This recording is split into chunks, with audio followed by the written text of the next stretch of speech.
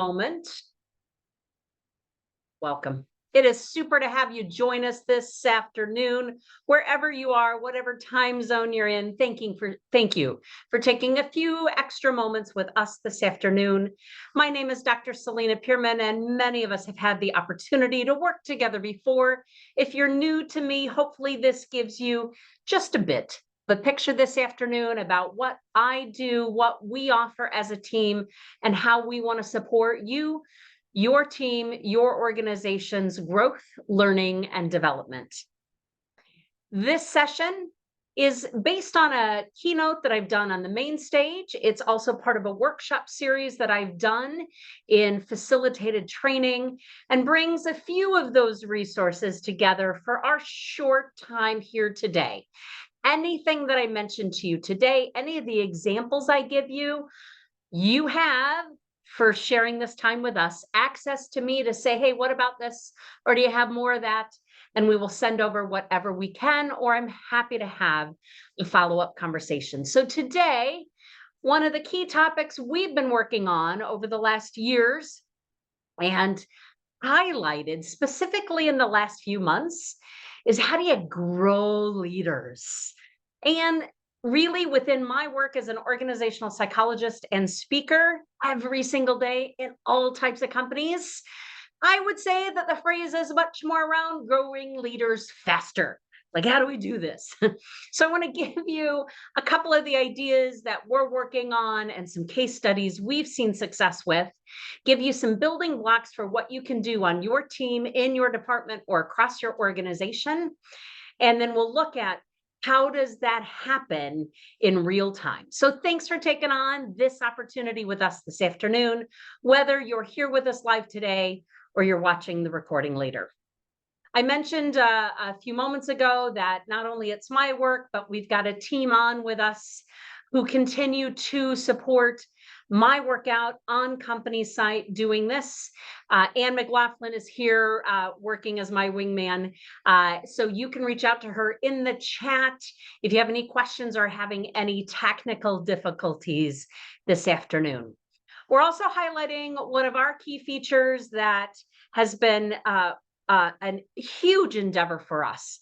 Well, I always love live, right? Live with you, hopefully in person. Many of you have seen that way, virtually when we need to do it. But we have cultivated in the last 18 months a new learning on demand system. So it is on our learning management system with courses available from me for new leaders, advancing leaders, and soon senior leaders, along with an HR course as well. So I invite you to learn more about that. I'll share some things with you at the end of today's presentation.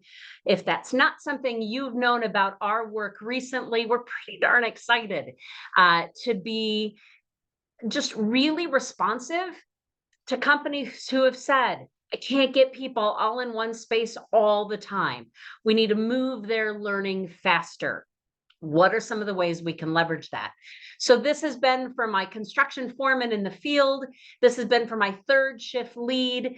The most common conversation I'm having recently is, Celina, we have a couple hundred, couple thousand supervisors who were really good at their work, and we've promoted them. So this session is really dedicated to that, whether you are providing training in-house, whether that's through mentoring or coaching, whether that is sending people out to conferences or other types of training in their field, or it's taking advantage of many of the opportunities we now have with learning on demand and online learning. Happy just to talk about those this afternoon. Let's look at what's really happening as part of this. Now, any of the references I've got here, you're happy to ask me more about. But when we look at some of those data points, employees right now are reporting that 61% of managers are not offering enough feedback and coaching. We've got to get better at this. So it reminds us that all of us need to be able to give feedback and receive feedback. But we don't have the same skill sets when it comes to that. And yet it makes an impact. 90% of promoted leaders in this study said they were unprepared, and 70% of them said they were surprised with what a leadership role entailed. Congratulations, you are really good at the work you do. We're going to promote you to a lead supervisor or manager. And as many of you on this call today recognize, that's a different type of work. So I want us thinking about how we can get to better impact. 62% of senior leaders in this study believe they are doing an excellent job of retaining employees. But in that same study, only 27% of those employees agreed with that statement. Now, I'm not as much focused on the numbers in that as much as I am the gap. One of the things that I see in my work as an organizational psychologist when I'm having these conversations is senior leaders who will say, oh, we've made progress. We've shifted the culture. We're moving in a better direction. But when I talk to frontline folks, they're like, yeah, I'm not feeling it because there's a gap. So one of the things I want us to consider is how we close that gap today. Meanwhile, 66% of senior leaders believe their company has a clear career path for each employee, but only 35% of those employees agree. If they can't see it, if they can't explain it, if they can't understand what they need to do to get there, they're not going to believe that it's there. Last one, interestingly enough, when we start looking at demographic information, up to 63% of employees under the age of 42 in this study did not feel like their employers are fully developing their leadership skills. There are so many studies out there that say it's years before we give them any backup. What I want us to consider today is for us to be able to have that impact, right? We need effective leadership, but we have to invest in it. There is a cost to do that. There's a price to pay if we don't. For this focus in our time, what I want you to consider is what's your next move? It may just be for you. It may be for one person on your team. It may be for a whole team or department, or you may be influencing organization-wide. That's okay. Pick your scope of where you can have the next best move to create impact. So I'm going to shortlist this, like we're going right to it for the bulk of our time today. And I'm going to start off with a list, this screen and the next screen. So here's what you got. You'll get the recording. You'll get this in written form. You can take a picture. Okay. Your call, whatever you need today. 2 slides, action steps. Number 1, make it a strategic initiative. If it doesn't get identified as part of a strategic initiative, either for your department, your location, or your company, whatever level that is for you, resources are not applied. We've got to make our business case to whoever that is, your peers or senior leaders, to say this has to be my favorite definition of strategy with intention. It has to be an intentional initiative. We also really need to think about, what does leadership look like here? It can't become part of who we are and how we do things unless we really intentionally develop that and foster that leadership culture. We need to look at how we do development planning. Does your organization have an individual development plan for personal and professional growth? And how are you doing those? Are you writing those into coaching conversations so that you're having regular conversations with employees about what they learn next?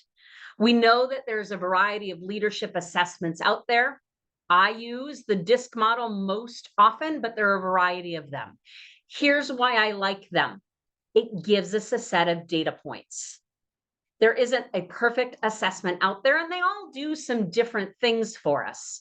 But maybe part of your action plan, people just need some data to start with. And to be able to complete an assessment, the one I do is about 15 minutes online. It gives you about 25 pages of feedback right away. And some of those statements are a little hard to read, which is why I love them, because you say it to somebody who knows you well, and you go, oh, that's not like me. And somebody else in your life goes, well, that's way more like you than maybe we want, that you're ready to talk about. That's why we need third-party assessment data.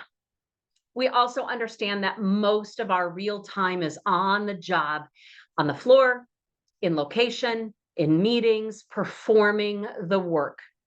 So what is it that you can do to really capture part of your leadership development plan happens in the moment? I'm going to give you a list of those here in just a moment.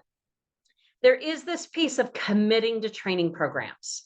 While I will show you a stat in a moment that doesn't have a very high percentage going to training programs, it's incomplete without it.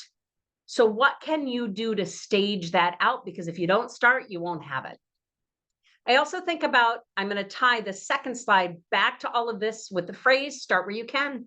Maybe this is not your list to do today, but pick one, or at least do an initial assessment of where we're at. Because you can offer mentorship and coaching options like right now. Like take your number two, your high emerging leader on your team, and give them some additional support. What is it that you can do with them once a month or once a quarter more than you're doing now? Who is it on your team that you can give that feedback and support to? So you tell them you see them as an emerging leader and reinforce their goals. One of the key points we're seeing this with companies leading the edge, organizations leading the edge and not lagging behind it, is they are cultivating a commitment to continuous learning, that senior leaders are committed to it, that we expect it across the board, because here is what I fully believe. We're going to see a divide in this, even more glaringly so in the next 5 years of the organizations leading versus lagging. And one of the key differences to that will be a commitment to continuous learning, which ties, by the way, to adaptation, right? And so many other things about being flexible and adjustable, clear on our goal, but flexible in how we get there. One of the most powerful learning opportunities that I've seen within the programs I lead are networking and collaboration. Sometimes we just need to know as leaders that we are not in this alone, that we want to talk to other people who share some of our same challenges. We want to hear how other people are working through that. So whether that is training in your area or conferences in your industry, find those other people to be able to share that experience with. And to wrap up this list for you, what we also know is when leaders are healthier and we've paid attention to their well-being, they have more in their tank to give to everybody else. And as we work on our well-being and culture of performance at work, they are not mutually exclusive. Indeed, we can do this together. So I'm going to start us off with that action step today. I want you to pause for just a moment. You are welcome to drop it in the chat if you're here joining with us live today. What is an action either you or your organization has taken maybe recently in the last months to year? Or what is something you would like to take in the coming weeks or months that maybe just move that one marker further? I don't have to solve the whole thing today, but what would take it the next level? So feel free, if you'd like, drop that in the chat. It's one thing to think it, it's another thing to say it out to other people. And it also reminds all of us, back to that networking and collaboration, many of us are facing some of the same challenges. All right, got some action steps with you today? Let's go to an action plan. Little bit different twist here. It's one slide. I want you to think about this. You gotta have some data points. I have an organization, I tell you many stories on this, but I have an organization right now, right? 30,000 employees. No formal leadership plan, right? And that's not uncommon. I have a company of 50, right? No leadership plan. Some of the best names out there, successful companies that you know, are struggling with this very, very topic.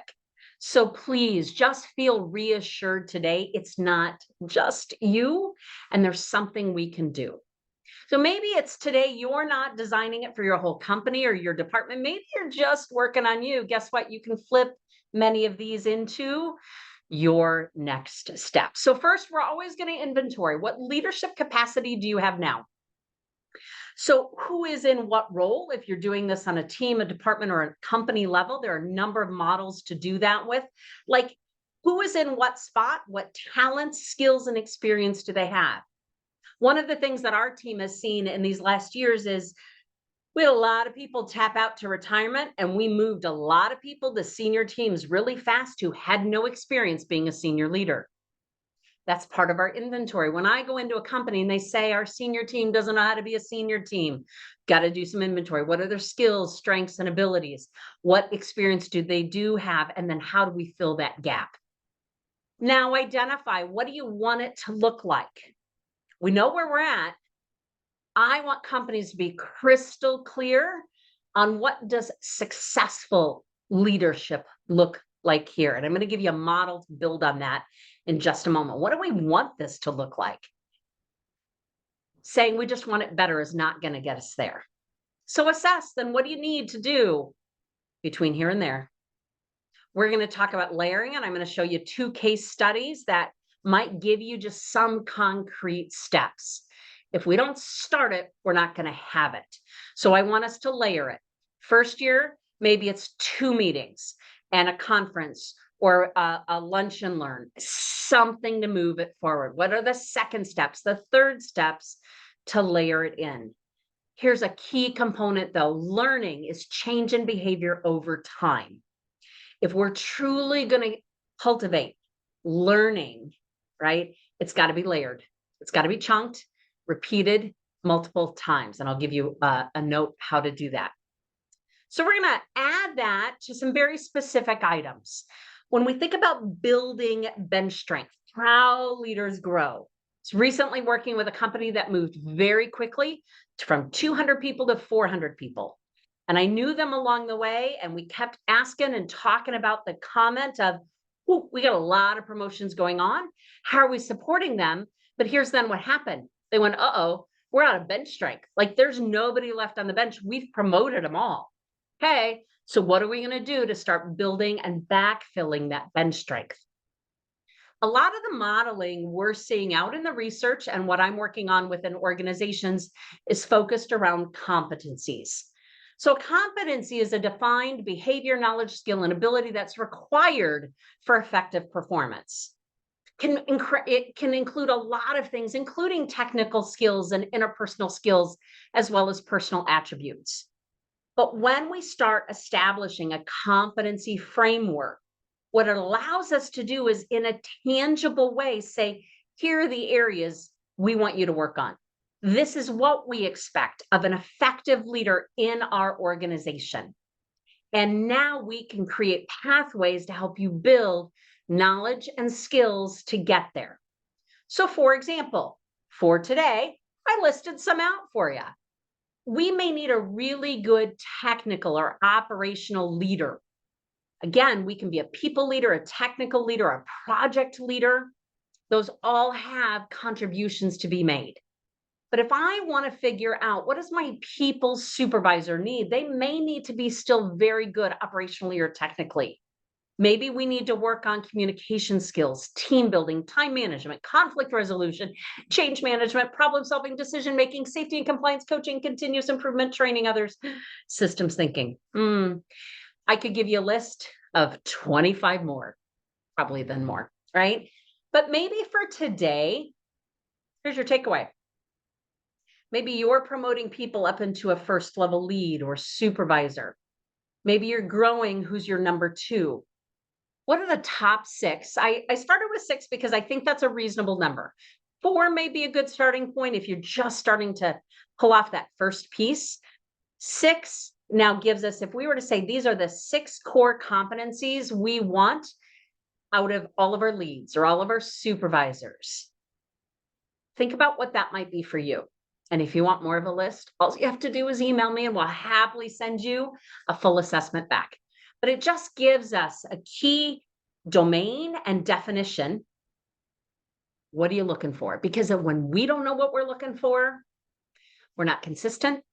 And as I like to say, then about anything goes. Formalize it. Take it one more step. You can put definitions to them. You can put pathways with them. You can then do some assessment to them. But it starts us out with, what do you really want in your leaders? Let's add another layer in, growing leaders. So now that you know what you're looking for, now you got people and roles. What is going to take them to the next level? So I'm going to break this down 3 ways, the 3 levels of leaders we most often see. Emerging leaders. So think about what their responsibility is. It's to keep work flowing, right? If I'm a lead, if I'm a first line supervisor, we're supposed to be keeping work going, processes, procedures in place. I am supposed to be able to take big picture goals that my senior leaders are telling me and break them down into here's what we need to do today. Bite-sized tasks and to-dos that the team needs to tackle now. Not worried about quarterly, not worried about next year. As an emerging leader, I have either influence or I have a title that is saying get work done. And now I'm telling you, you are the one that's going to help make that happen. I also want my emerging leaders to demonstrate initiative and problem solving techniques to tackle challenges head on. I want them to use the tools at their disposal and have backup plans. So I need my emerging leaders' scope stretched out a little further because now it's not just about their individual work, it's how they take care of a team, where work comes into, where it flows out to. So that's emerging leader level 1. Advancing leaders now, we've got a next step, seeing more from a system viewpoint. That when I make a decision here, it has a ripple effect over there. So now not only do I see things as part of a system, but I'm able to take those big plans, that strategic plan or whatever that is for my senior leaders, put a game plan together for my area. Now, this may be where I start leading leaders. It's one of the most popular classes we've had requested recently is what happens, how do you grow that next level of leaders? Because leading leaders is different than leading individual contributors. Now, individual contributors can be great leaders, but it's different when you have people leaders who are responsible for other people leaders. So what does that look like from a coaching standpoint? Advancing leaders are also building relationships to make live adjustments to execute a larger plan. So they understand how those different parts of the operation aid to work together. So we had emerging leaders, we had advancing leaders. I'm going to add senior leaders to this discussion because I've got some pretty strong passion around these days of how do we grow senior leaders? Because I am seeing a lot of hesitation. It's not that they want to do a bad job, but we have to normalize the fact that everybody has doubts, including some of my brightest and most skilled senior leaders right now are going, am I doing this okay? So senior leaders, we're going to work on skills around communicating a vision or plan for the organizational progress and growth. We're going to talk about managing relationships with internal and external stakeholders. We're going to understand the business needs across department, and we're going to know as a senior leader what I'm good at, what I'm not good at. Whose expertise do I need to bring in? As a senior leader, I need to understand how to deploy and how we use organizational wide structure to make moves, whether that's policy or process or procedure. And we're going to understand that as senior leaders, it starts with us, but it is not about us. It's what we do with and through other people as we create a climate and a culture that leads us to high performance with our people, not in spite of them. For our time, those 3 levels, if we're going to grow that skill set, right, we need to first assess, identify, and plan for. We need to wrap those around what do we want these 3 levels to be good at? Because my competencies for a senior leader, it's not the same for my emerging leader who maybe is not a formal people leader yet, but they're an influencer in our department. How could you break down those initial competencies that you asked or identified into each of those 3 areas? Because then we got to put some action steps to them. So one of my favorite resources out there, there are a couple of different studies that break this percentage down in different ways. I'm going to share with you, I've read that research and I got 30 years behind me that says, here's what I like. 50, 30, 20. 50% of my leadership learning should be stretch assignments or challenge assignments because they're real time and they allow me in a fairly safe manner, again, safely, but that allow me to try something and learn about it in real time. That should be half of my development plan. Another 30% should be developmental relationships. Being able to status someone who is not just my manager. That could be a formal mentor. That could be peer groups. That could be shadowing in different departments. But part of the way we see that leaders learn best is real assignments and relationships. Now, while I would love to increase that 20%, Of coursework and training, it's important, right? Take away that 20%. We got 80. That's not, in my book, good enough.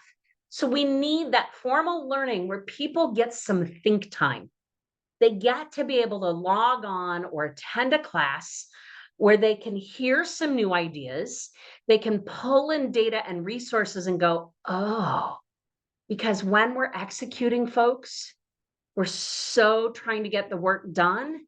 One of the biggest opportunities as I see as leaders is we need some think time. And that coursework and training become very important part of that. So here's the takeaway for you: 50, 30, 20. When you are working on developing somebody on your team, could you break down those developmental activities and see where your percentages are? Because if you are relying just on sending them off to a training and hoping they come back better, you're going to be disappointed. And training is going to be the next thing cut from your budget. Okay, you want my next list? I really like this list. So, leaders in learning. If you want my short version, I don't have a longer version. I just build this list out. I love this list. If you are in a role today where you want to get better at it, plan something new to you. I haven't done that before. The company's done it before, but I've not. Starting something from scratch. Any of us who've been in a startup or recognized a new project, a new facility, a new department, started something completely from the beginning, know how an amazing learning experience that can be. Fix something that is broken, improve upon something with potential. Assignments out of your own scope, location. If you can visit another site, if you can go shadow with another department, those have just what we've seen in the research is as very short amount of time, I come back to my own area with new insight and new empathy. By the way, that's a hot topic, right? I need to be able to see it from somebody else's viewpoint. How do we grow that? We give them that experience. There's also ways to increase that learning across responsibilities. So I need to take on something in scope, right? It's complexity or scale, that's size. So how can we increase responsibilities in the role I'm in?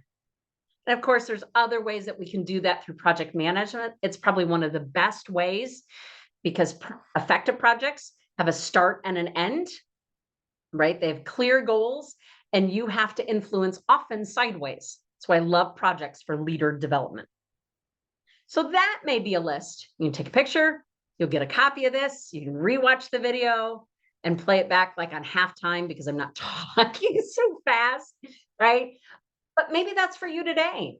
Maybe that's for you today. And just say, what do I need? What do I need to pull out of this? I have one last set of examples for today. Just take a pause, right? For those of you who know me, know that I'm usually talking pretty quick with my hands going, right? But I love this topic and I'm so excited that you joined us for this today. So if we have some action steps, that was our first out of the gate. We then can back it up with what's our assessment, right? What are we measuring for those competencies? How are we actually going to get this done in growing leaders? We want to give you one last set of examples.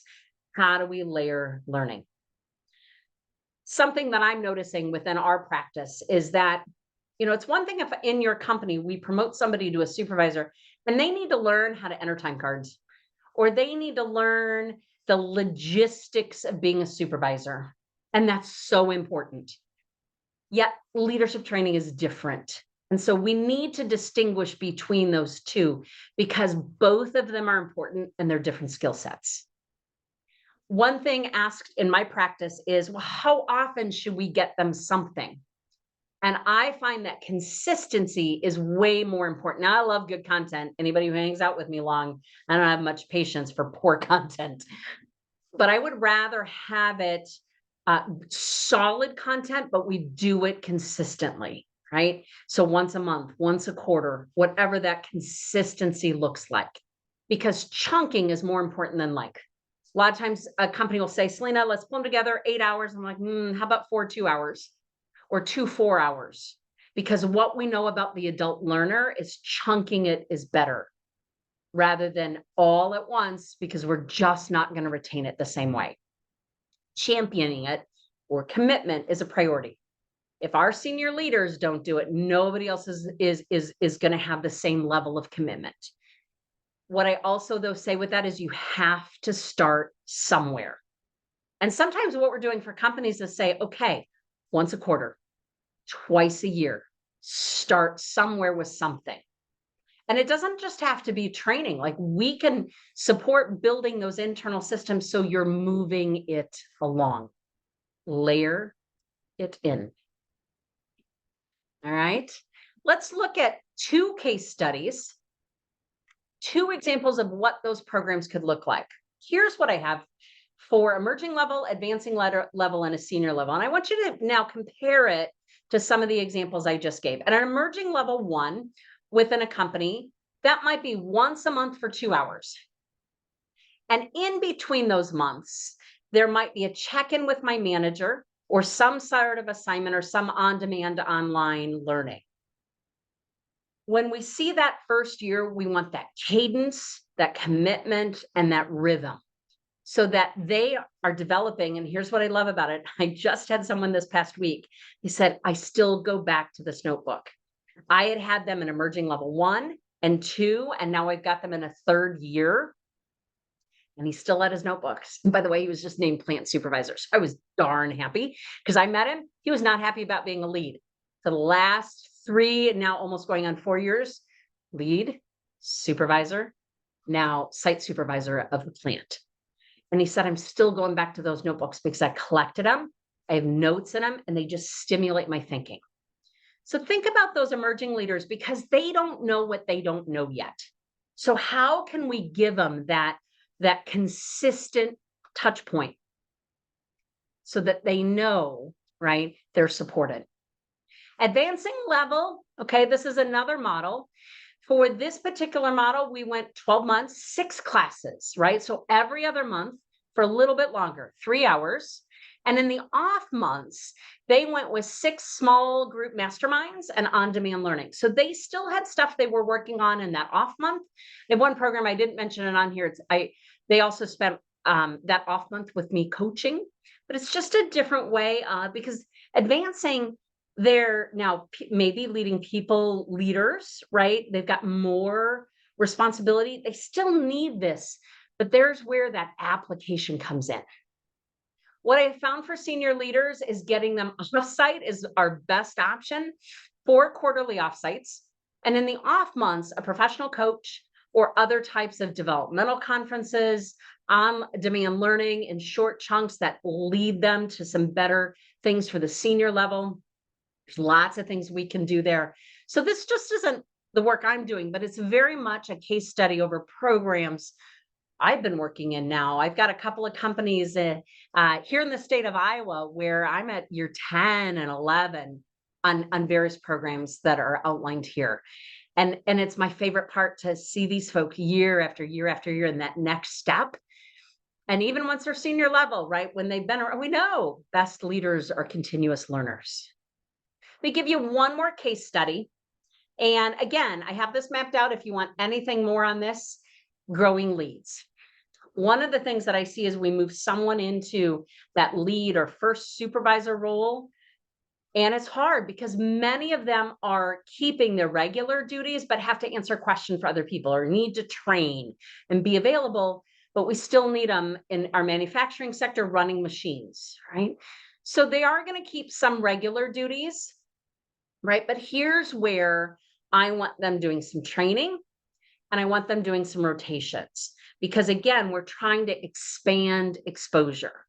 I want to get them to status with their supervisor consistently, but I also want them to have a skip level status. So now maybe I status with the facilities manager and I status with the safety manager and I status with that vice president of finance because now my scope has switched. So I'm now a lead. What I tell my leads is you need to see it wider. You need to see where that work is coming in from and where it's going out to. And we're going to change their viewpoint when I get them with somebody else. Stretch and exposure as well. I'm going to have them attend a manager's meeting. So in each manager's meeting, if we meet every other week, depending again on your schedule, or every week, maybe once a month, there's a new lead coming into that meeting to visit that meeting because it helps, by the way, minimize that whole piece around what do they do in there anyways, right? but then I want them to have a stretch level assignment. So that's that project base. I gave you some examples here. One of the things we've mapped out is, okay, a 12-month lead program, and I'm asking for 5 to 10 hours a month. I'm not asking for 40 or 80. It's amazing to me when you plan it out and you hand a lead. Here's how we're going to support you. And for 8 hours a month, broken up over all the days, I'm going to ask you to take on. So I want you to help orientate a new employee. I want you to teach a new skill. I want you to coach someone on how to improve something. I want you to contribute to a shift meeting with an update or a key point. I want you to read an article or book on leadership or an aspect of our industry. I want you to sit in and listen to one management, spend 1 hour in another department, or test a new idea or process. Again, not going to do all of those every month.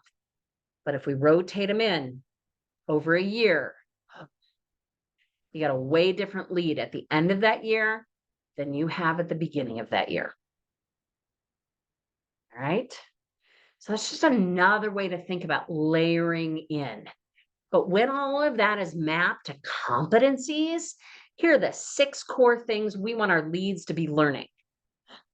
And you layer these in now and you map it out, draw a grid. I don't care if it's on a piece of paper or you type it, right? Map it out, put it on a schedule. And yes, does the organization still have work to do? Mm-hmm. But when I have 2 things I need to do this month out of that whole list, we can do that. There are so many different roads to get you there. There isn't one best pathway. I really want to emphasize for today, start somewhere. If you have an existing program, how do you know it's being effective? Are there ways to build or layer that into other things? If you don't have something going, start with something on the list today and add the next layer to it.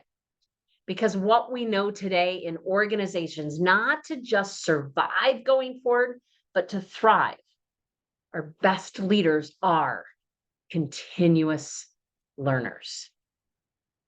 I'll share with you a little bit about that online, on demand, anywhere, anytime. We have introduced a new leader quick start, a leadership excellence certificate. We have a senior leader coming and an advancing HR series come.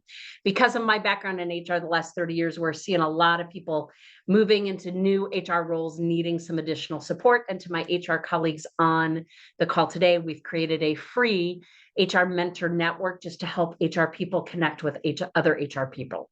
So if there's something there we can support you with, or you just want some more information, please feel free to reach out. Because as we look at this, right, this is about continuous improvement. How are we going to be better today than we were yesterday?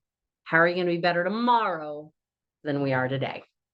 What a delight to share this with you today. It's been my pleasure. I am going to stop this recording